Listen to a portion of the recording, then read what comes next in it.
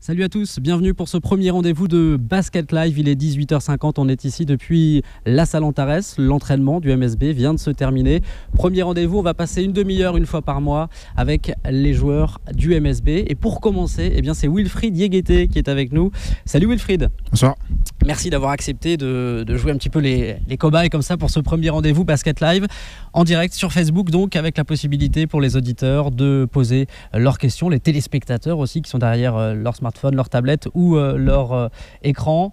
On va parler de toi, on va parler du MSB, on va parler de l'actualité et on commence évidemment avec ces bons résultats, ce super début de saison de rêve, on peut le dire, avec ces 4 victoires. Oui, c'est vrai qu'on a fait un bon début de saison pour l'instant. On a réussi surtout à gagner des gros matchs à l'extérieur contre des grosses équipes comme Monaco d'un point et aussi Strasbourg. C'est des matchs serrés, je pense qu'on a réussi à bien répondre quand on était mené. Et ça, c'est une très bonne chose pour l'avenir de la saison. C'est vrai que quand on a vu le calendrier en début de saison, qu'on a vu Strasbourg, qu'on a vu Monaco, même Pau, on s'est dit, et commencer par Gravelines, ça allait pas être facile. Et puis finalement, je pense que même un parieur un peu fou n'aurait pas misé forcément sur 4 victoires en ce début de saison. C'est vrai que début de saison cette année c'était un peu compliqué. Enfin, on avait des grosses équipes sur le calendrier. Mais moi, ce qui est marrant, c'est que Antoine, il en avait parlé un peu en début de saison. Il a dit gardien, on va gagner 4 matchs. Et lui, il y croyait. Donc je pense que c'est un exemple en fait de notre mentalité. Je pense qu'on est parti dans les matchs, on s'est pas mis de pression, on a réussi à jouer collectivement. Et à la fin, on a réussi à se mettre dans de bonnes positions pour pouvoir gagner des matchs. Et je pense que ça, en fait, qui est important, c'est qu'on a réussi à se mettre dans une bonne position. Quand on était mené, on a réussi à revenir dans le match. Et ça, pour nous, je pense que c'est une bonne chose. Et qu'est-ce qui explique, selon toi, ce début de saison réussi? C'est l'ambiance qui semble déjà très bonne dans l'équipe, le talent, il y a une cohésion, il y a déjà un groupe qui s'est créé? Bonne ambiance. On a des très bons joueurs aussi, les joueurs qui connaissent la Pro A. Voilà, on a beaucoup d'expérience dans notre équipe aussi avec Roméo, Antoine, Pape, même des joueurs comme Michael aussi. Donc je pense qu'on arrive aussi, surtout à l'extérieur, à bien répondre. Et on a des joueurs talentueux qui arrivent à mettre des paniers quand on est un peu dans le dur. Et défensivement aussi, on est pas mal. Avec Yous aussi, avec sa taille et son envergure qui prend de la place. Et je pense qu'on a beaucoup de pions, beaucoup de joueurs qui peuvent faire beaucoup de choses différentes. Et on arrive à chaque match à trouver la bonne formule pour pouvoir gagner. Et qu'est-ce que toi, tu penses de ton début de saison à toi? Moi, personnellement, je pense que j'ai fait un début de saison un peu moyen. Je pense que j'aurais pu être un peu plus performant sur les 4 premiers matchs. Après, voilà, collectivement, on a réussi à faire un très bon début de saison. Et c'est vrai que voilà, Yous fait un bon début de saison pour l'instant. Donc voilà, c'est une bonne chose pour nous. Donc c'est à moi aussi de m'adapter par rapport au rôle que j'ai et par rapport aux minutes qui me sont données. Mais je pense que je peux faire mieux. Avec un nouveau coach qui est arrivé cet été de Pau qui s'appelle Eric Bartesheki. Et c'est un coach que tu avais déjà connu au cours de ta carrière. Oui, alors, il m'a coaché 2 ans. C'est sa 3e année là, sur mes 4 premières années pro. Donc c'est vraiment un coach que je connais, que j'ai côtoyé au Havre déjà. Et c'est un coach qui me connaît, qui sait ce que je peux faire, ce que je peux apporter. Et je pense que voilà, ici, lui, en étant coach du Mans, c'est des bonnes circonstances pour lui. Et je pense qu'il a vraiment envie de prouver qu'il peut mener cette équipe tout au long de l'année et faire un très bon championnat, une très bonne année et essayer de gagner des titres. Le Mans leader de la Pro A, seul leader, Bourg-en-Bresse 2e, vous allez les jouer samedi, ce sera encore une belle affiche. Ça aussi c'est une vraie surprise quand même de voir Bourg-en-Bresse comme ça. Est-ce que tu as déjà vu un de leurs matchs depuis le début de la saison? J'ai regardé un peu de films, j'ai regardé jouer contre Nanterre. Ce qui est marrant, c'est qu'en début de saison, quand on m'a demandé l'équipe surprise, j'avais dit Bourg-en-Bresse parce que voilà, je pense qu'ils ont des bons joueurs, des joueurs qui ont côtoyé la Pro aussi avant, ils ont aussi de l'expérience et ils jouent bien collectivement aussi. Donc je pense qu'après, c'est vrai que voilà, vu que c'est des promus, c'est un peu une surprise qu'ils sont à 3 victoires et 1 défaite, mais vu leur jeu et les joueurs qu'ils ont, je pense que c'est une équipe qui va faire très mal cette année. Donc une équipe à craindre. Exactement, c'est une équipe qui va être prête à jouer samedi. Je pense qu'ils vont venir ici pour essayer de faire un coup et c'est à nous de les empêcher. Alors on a justement des premières questions qui arrivent. On vous rappelle à toutes et à tous que vous pouvez envoyer toutes vos questions à Wilfried Diégueté. On va parler un peu plus de lui dans une minute. Et la première question, elle est simple. Est-ce qu'il y a une équipe que tu redoutes plus qu'une autre, l'équipe la plus redoutable selon toi cette saison? Pour l'instant, on n'a fait que 4 matchs, donc la plus redoutable. Je pense que j'aurais peut-être dit Monaco chez eux parce que voilà, c'était vraiment un gros test pour nous. Strasbourg aussi chez eux, ce sont des équipes qui sont vraiment très fortes à domicile. Après voilà, si on continue vu les résultats qu'on a fait, je dirais peut-être Bourg-en-Bresse cette semaine, ce week-end, ça va être dangereux. Et l'Asvel aussi, je pense. L'Asvel, c'est une équipe qui est un peu aussi à craindre. Donc je pense que ce sera les équipes que j'ai en tête pour l'instant. C'est une question d'Anaïs. Et ce que vous avez montré aussi à Strasbourg ou à Monaco, c'est que même dans la difficulté, à un moment donné du match, à Strasbourg en début de rencontre, vous n'avez pas lâché en fait et vous êtes revenu. Ça aussi, ce sont des vertus importantes si vous voulez continuer comme ça. Et surtout pour une équipe, pour une saison comme ça, une longue saison, pour nous, c'est bien de savoir qu'on peut répondre. Même parce que les matchs sont très longs, hein. Il y a des hauts et des bas pendant les matchs, hein, comme tout le monde, comme tous les championnats. Et si on arrive à bien répondre quand on est à -10 ou à -15, ça c'est vraiment important parce que ça prouve qu'on a du répondant et qu'on peut au moins viser à être meilleur quelles que soient les circonstances du match. Et ça c'est très important pour une équipe collective parce que ça donne aussi un petit boost mental quand on est un peu dans le dur. Ouais, tu sais que tu peux compter sur tes coéquipiers qui eux vont pas lâcher à côté. Exactement. Et voilà, on a aussi un bon groupe aussi. Je pense qu'on a des joueurs qui ramènent aussi de l'intensité, de l'énergie. Et en sortant de banc par exemple, même si des fois il y a le 5 qui est un peu dans le mou. Et c'est ça qui est bien, c'est qu'on arrive à avoir des joueurs qui sont assez prêts et qui peuvent apporter à tout moment. Il y a Emmanuel qui se demande si le fait de ne pas disputer de Coupe d'Europe cette année, c'est un avantage pour le championnat, notamment évidemment en termes de fraîcheur physique. Je pense que techniquement c'est un avantage pour nous, parce qu'on a moins de matchs, on a plus de temps de se préparer. Par exemple contre Strasbourg, on a eu je crois peut-être 10 jours avant de les jouer, vu que c'était un match qui était le lundi. Donc c'est vrai que d'un côté ça nous avantage parce qu'on est un peu plus frais. Après c'est vrai qu'on aimerait bien aussi plus jouer parce que c'est des longues semaines, c'est beaucoup d'entraînement et tout ça, mais c'est vrai qu'au niveau de la préparation pour nous c'est un peu mieux comparé à d'autres équipes. Alors on va parler un petit peu de toi Wilfried, tu vas fêter tes 26 ans lundi, c'est ça, ouais. Et est-ce qu'on peut revenir un petit peu sur ta carrière? Je crois que tu es donc si je ne me trompe pas franco-centrafricain. Exactement. Les origines centrafricaines. Tu as grandi dans le sud-ouest? Non, j'ai grandi en Côte d'Ivoire.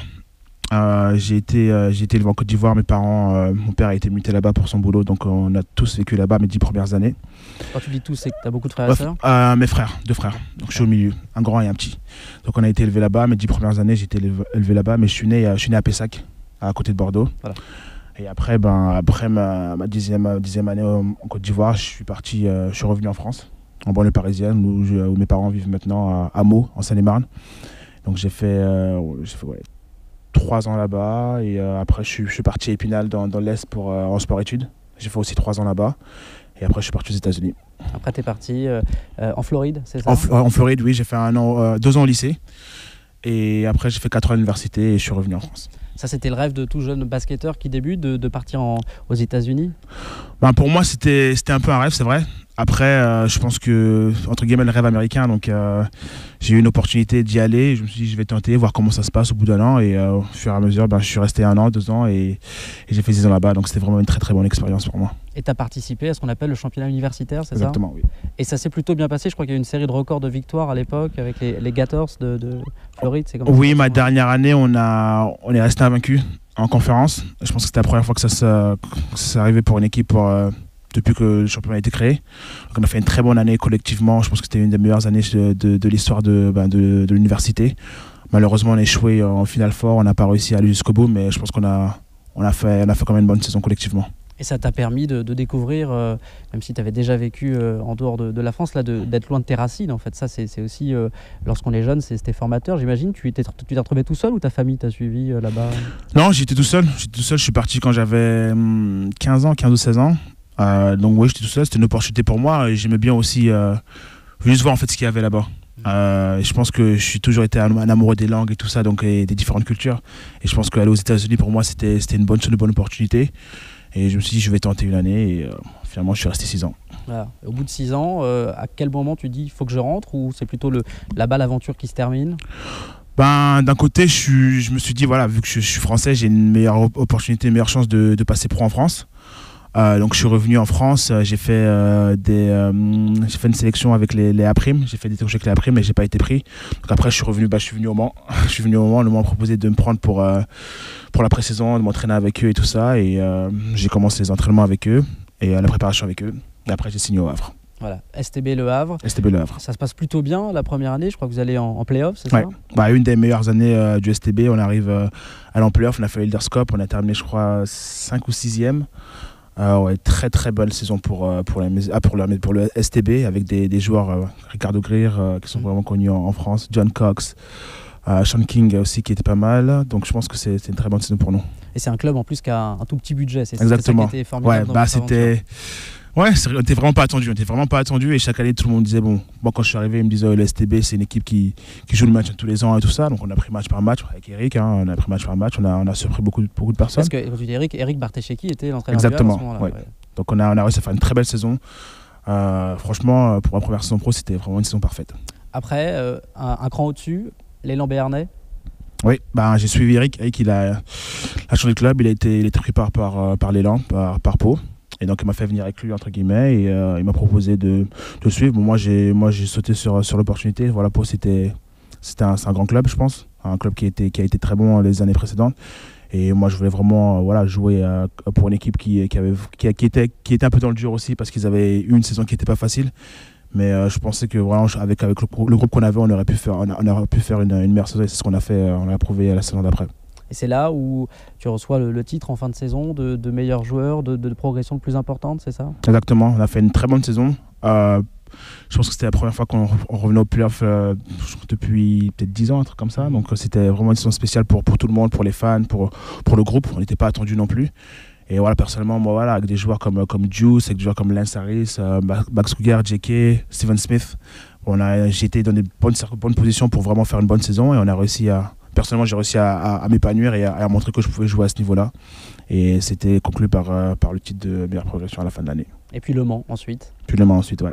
Avec un titre de meilleur joueur de Pro A, c'était en novembre. En novembre, oui, l'année dernière, oui. Ça, c'était formidable parce que c'était juste devant DJ Cooper à Pau qui écrasait de tout son talent le début de championnat. Et puis la sélection pour les All-Stars, là aussi où tu as joué. Là, il y a eu la finale de Coupe de France. C'est vrai. Ça a été, c'est pour l'instant une très belle expérience.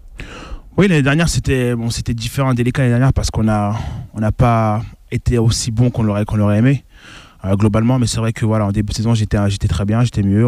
Ce mois de novembre était mieux pour nous, même si ça a commencé avec deux victoires et après 4 défaites.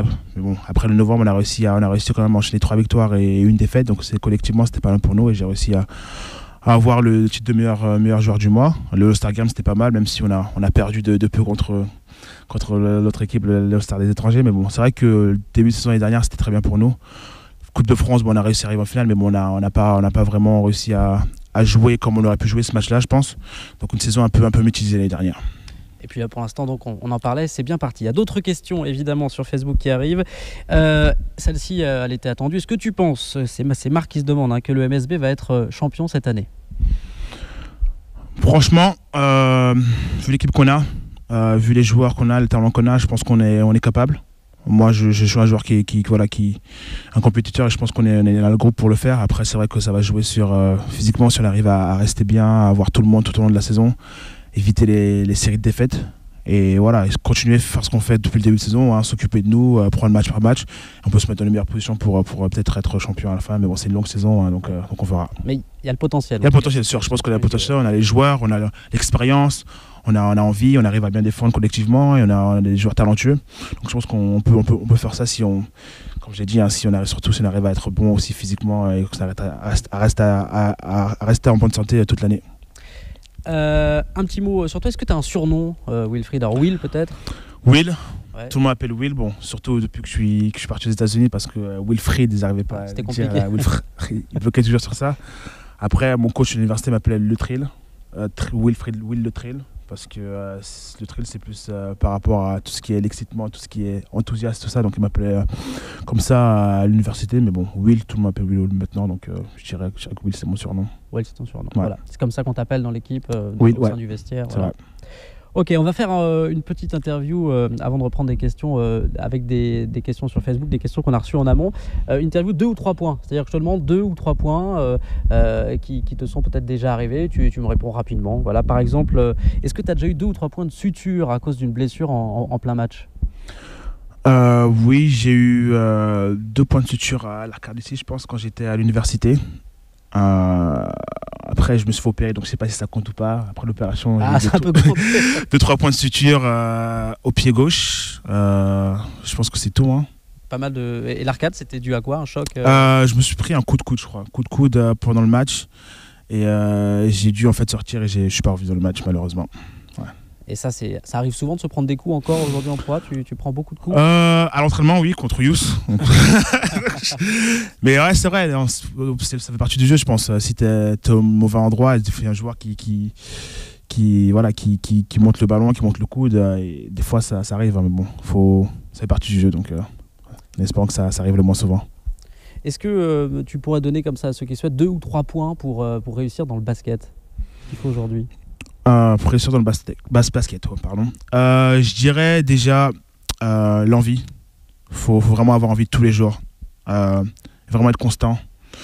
Parce que malgré les jours où on n'a pas envie de travailler ou de se donner à fond, c'est là qu'il faut encore plus pousser. Et après, je dirais aussi la confiance en soi. Parce que je pense que si t'as pas confiance en soi, en toi-même, je pense que tu peux pas vraiment atteindre tes limites. Je pense que tu peux pas vraiment être le meilleur joueur que tu peux être. Donc je pense que c'est vraiment des points qui sont importants si tu veux devenir un joueur de basket compétent et si tu veux aspirer à être un joueur de basket pro.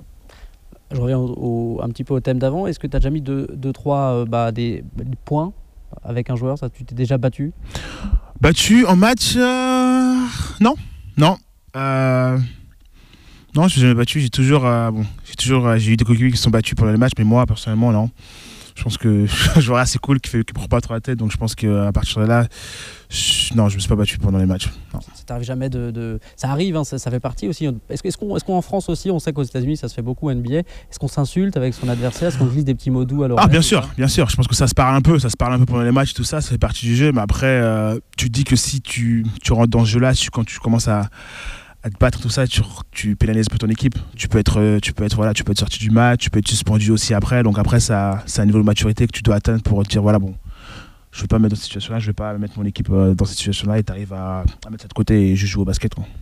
Et est-ce que toi, ça te déconcentre quand un autre joueur d'une équipe adverse vient de dire 2-3 mots Non, moi ça me... Comment je peux dire ça, je pense que ça me rend encore un peu plus fou. Je pense que ça me donne envie de faire encore plus et ça me défie encore plus et j'aime bien ça. Je pense que ça me donne envie de continuer à jouer encore plus dur et j'adore la compétition, donc je pense que ça m'excite encore un peu plus. Ouais, ça te motive davantage. Exactement. 2 ou 3 points, est-ce que tu as déjà perdu 2-3 points sur ton permis de conduire?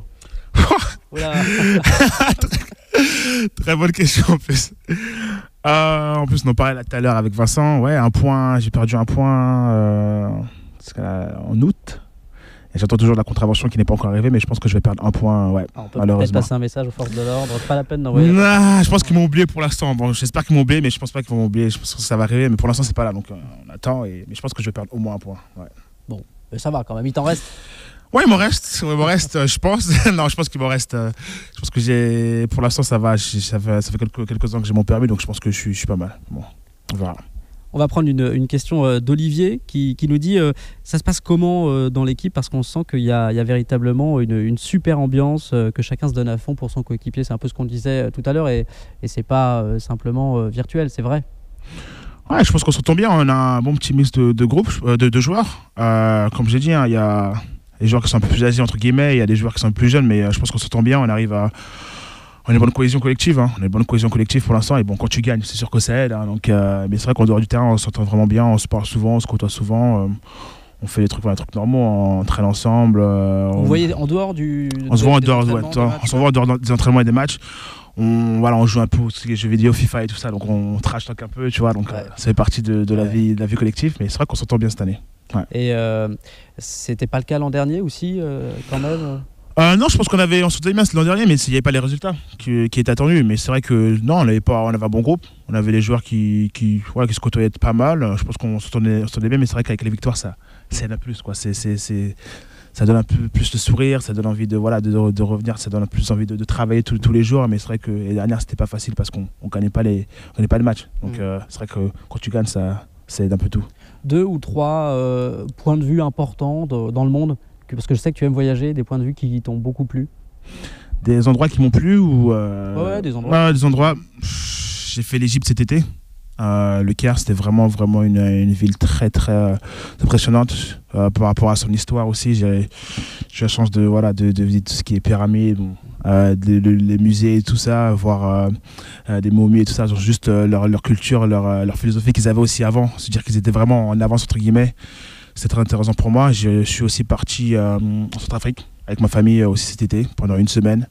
C'est la première fois ou... J'étais parti quand j'étais plus jeune, quand j'avais 10 ans, mais c'était pas pareil. Parce que c'était plus pour un mariage. Et là, j'ai vraiment eu la chance de vraiment voir le pays, de vraiment voir voilà, où mes parents ont grandi, de vraiment voir la famille, mes cousins, cousines que je n'avais pas vu depuis longtemps, les personnes qui me soutiennent de là-bas. Pour moi, c'était vraiment un voyage qui était très important, un voyage qui était vraiment, vraiment unique pour moi. Dernier pays que j'ai visité qui était pas mal, que j'ai bien aimé. Tu vas souvent en Afrique, non? Les États-Unis, c'était pas mal. Bon, j'y ai vécu, donc c'est pas pareil. Ouais. Mais en Floride, est-ce que parce que tu étais où en Floride d'ailleurs? J'étais à Gainesville, c'est dans le nord de la Floride. D'accord.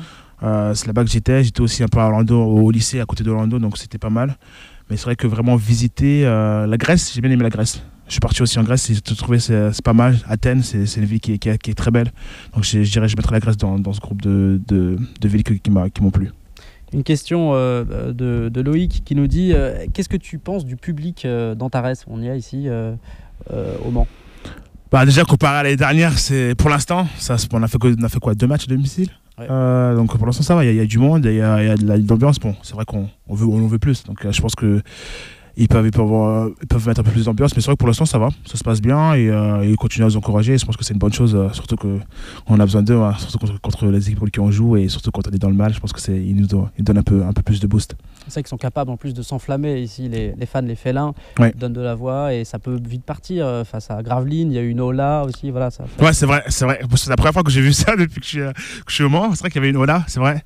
Mais ouais, je crois qu'on a fait un 12-0 ou un truc comme ça, ou un 15-0 contre Gravelines et ça a changé le match. Ça a changé le match et je pense qu'eux aussi nous ont aidé à changer le match. Ouais. Dernière partie avant de te laisser, après cet entraînement, parce que tu vas être reposé, ça va tranquillement.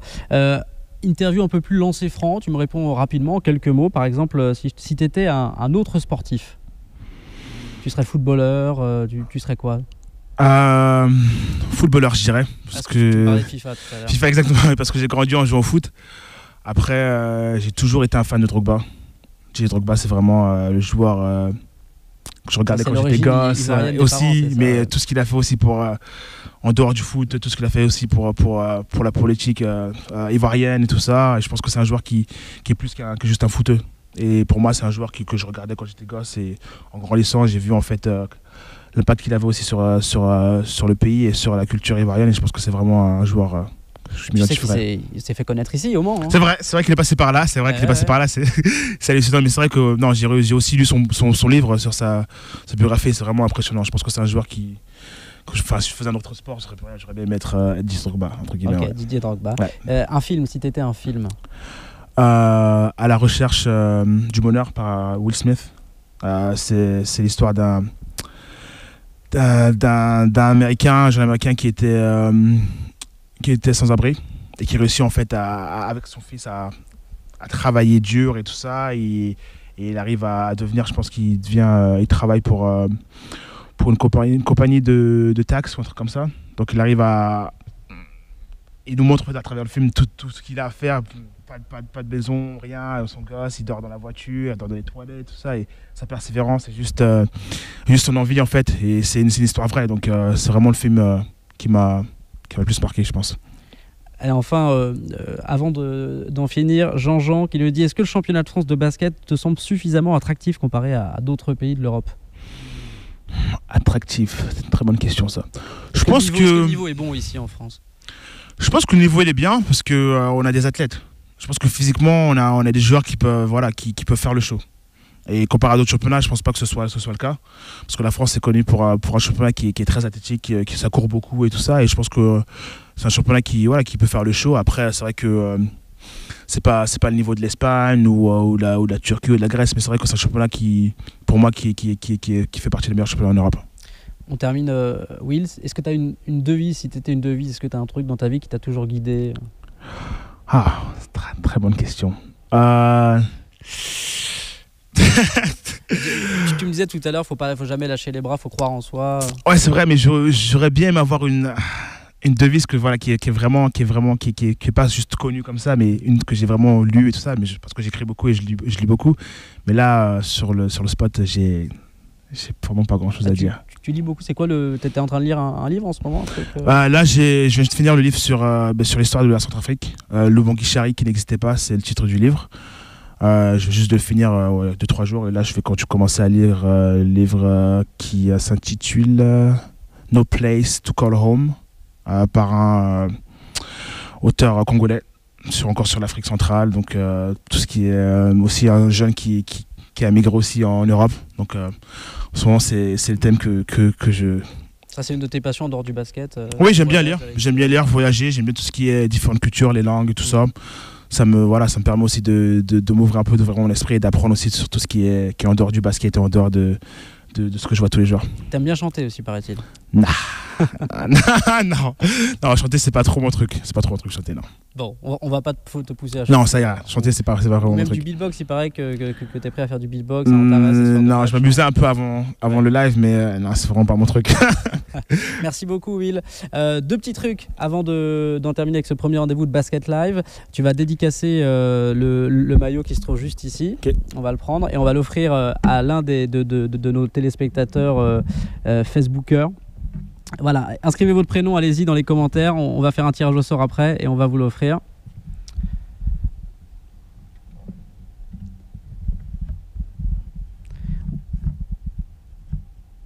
Et puis juste après cette dédicace sur ce maillot, on va lancer un petit défi à tous les joueurs du MSB qui vont passer dans ce rendez-vous Facebook Live une fois par mois, Basket Live. Voilà, on va le montrer à la caméra, le beau t-shirt. Il faut que tu tentes un truc. Une heureuse. Voilà, ça fera plaisir. Prends un ballon derrière toi et fais-le un petit shoot juste après la ligne des 3 points, dos au panier. Tu as le droit à 3 essais. Et il faut que on va voir si tu arrives à en mettre 1, 2 ou 3 et on fera un petit classement. Bon, comme tu veux, allez, on va dire demain. Voilà, demain. Vas-y, on te regarde. Will Guettet dans Basket Live, premier essai. Attends, j'arrive avec le micro, dis-moi. Je te dirai si tu le mets, je te dirai. Vas-y. C'est parti, premier essai. Oh. Ah, il n'est pas passé loin. Attends, on va essayer de récupérer une autre balle. Attends, hop. C'est bon, c'est de retour. Vas-y, deuxième essai.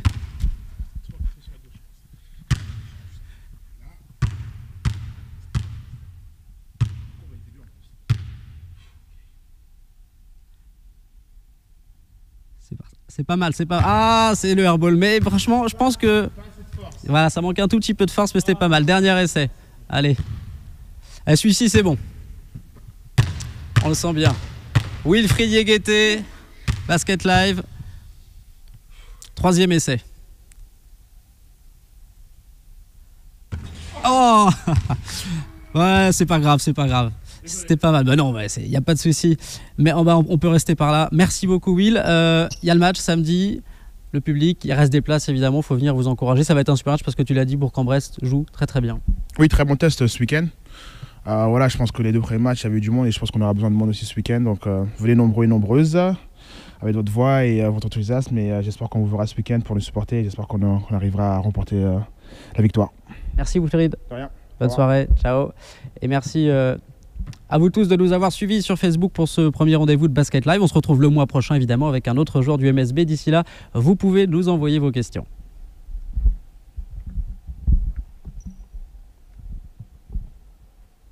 C'est bon? Super.